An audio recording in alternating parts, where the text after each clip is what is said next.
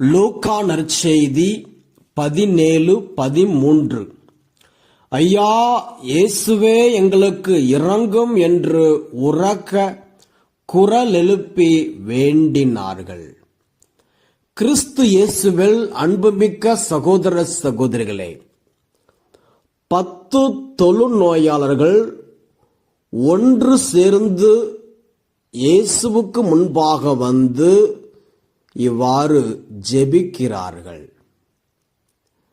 அவர்கள் வேறு எங்கும் செல்லவில்லை, உலக மக்களை நாடவில்லை, மாறாக இயேசுவை தேடி வந்திருக்கிறார்கள்.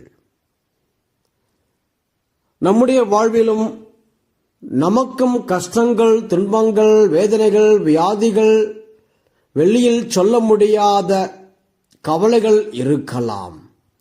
அதற்கு ஒரே தீர்வு இயேசுவிடம் வருவதுதான். 1 பேதுரு 5:7 பார்க்கிறோம், உங்கள் கவலைகளை எல்லாம் அவரிடம் விட்டு விடுங்கள், ஏனென்றால் அவர் உங்கள் மேல் கவலை கொண்டுள்ளார்.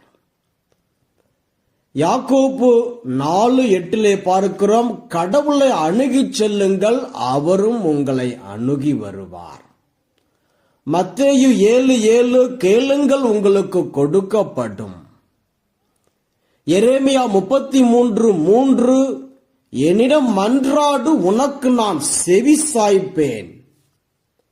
ஆக எப்படிப்பட்ட கஷ்டங்கள் இருந்தாலும் இயேசுவிடம் நாம் சொல்லுவோம். அவர்தான் நமக்கு தீர்வு, அவர்தான் நமக்கு எல்லாமே. திருப்பாடல்கள் 55:22 ஆண்டவர் மேல் உன் கவலையை போட்டுவிடு, அவர் உனக்கு ஆதரவளிப்பார். திருப்பாடல்கள் 62:8 மக்களே எக்காலத்திலும் அவரையே நம்புங்கள், அவர் முன்னிலையில் உங்கள் உள்ளத்தில் உள்ளதை திறந்து கொட்டுங்கள், கடவுளே நமக்கு அடைக்கலம்.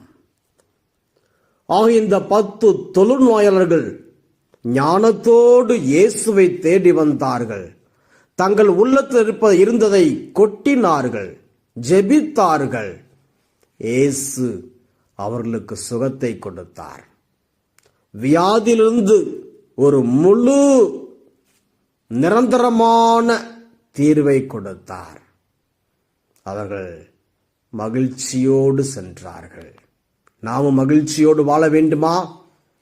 நிரந்தரமான ஒரு தீர்வு நமக்கு வேண்டும்.